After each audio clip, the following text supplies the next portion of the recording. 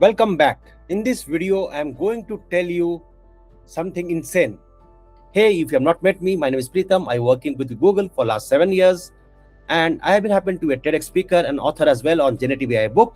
Conversation between Claude and Senator Bernie Sanders went viral, and this is one of the truth we must listen to.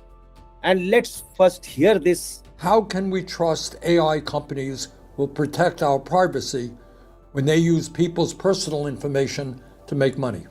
What if I told you the biggest battle in AI right now is not between AI vendors, not between Anthropic versus OpenAI, not between Claude versus ChatGPT, but it is you versus AI? And what if I told you a conversation between this AI and US Senator, which you just saw, just exposed something very disturbing, and that it could change how you see the internet forever? And you are not the user, you are the product. Wait, stop. Before you say, yeah, data privacy, I've heard this before. No, you haven't heard this version before, because this time AI admitted itself the truth. Not a whistleblower, not a hacker, not a conspiracy theorist. The AI, the Claude itself answered, and what it said should honestly scare you. And let me break down and give you some more context. A US Senator, very recently, Bernie Sanders, asked a simple question: how is AI impacting privacy? Sounds boring, right? But the answer was brutally honest. The AI said companies are collecting data from everywhere, not just your searches, not just your purchases, but how long you pause a video, what you scroll past, what makes you hesitate, what triggers your emotion. And this means they don't just know what you do, they know how you feel and what you feel. Scary, right? Let's get that real. The AI answered in one word: money. Not the kind you think. It's not just ad. This is behavior engineering. And let me give you some relatable real life example. Imagine this: you search for gym motivation, next day you see fitness ad, you see protein powders and how to lose belly fast, and then insecurity driven content, and suddenly you are not just consuming, you are being saved.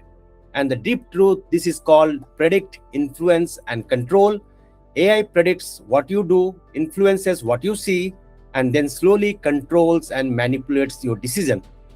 And this might sound a little bit strange because I have been AI guy for a long time, but that's the honest truth. Remember Facebook Cambridge Analytica scandal? That was basic compared today. Now imagine that with AI that learns you in real time. That's not marketing anymore, that's psychological warfare. And the crazy part, you clicked I agree. Now this is where things get very dangerous. Bernie Sanders asks, what about politics? The AI responds, AI can target people vulnerabilities. And let that sink in. Not demographics, not age or location, not your gender, your fears, your loneliness, your anger. And the real-time scenario, imagine two people, a person A says, we will protect your jobs. Person B says, your future is under threat. Same election, same country, different realities. What it means, we are no longer living in one truth, we are living in personalized realities. Let me repeat that, personalized realities. And that breaks the democracy. And here's the twist, AI admits foreign actors can use this too, which means elections are no longer about votes, they are about simply data manipulation. And let me quote the biggest lie. Now comes the most dangerous part, trust. Bernie asks, can we trust AI companies? The answer from Claude, Anthropic's most famous model, you really can't. Why?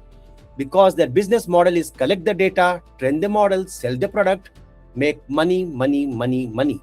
That's the business line.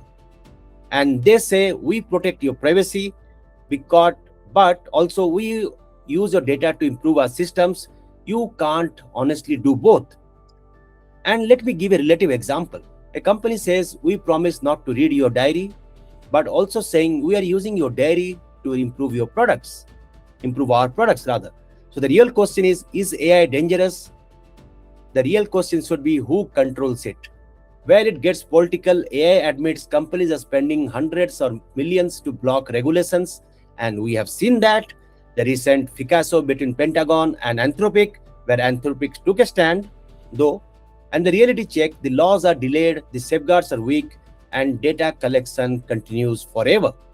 And what this creates is a power imbalance where companies know everything about you and you know nothing about them. And this is not innovation anymore, this is control at scale. Bunny says, so do we stop AI data center? Even AI hesitates, but then admits without pressure, nothing will change.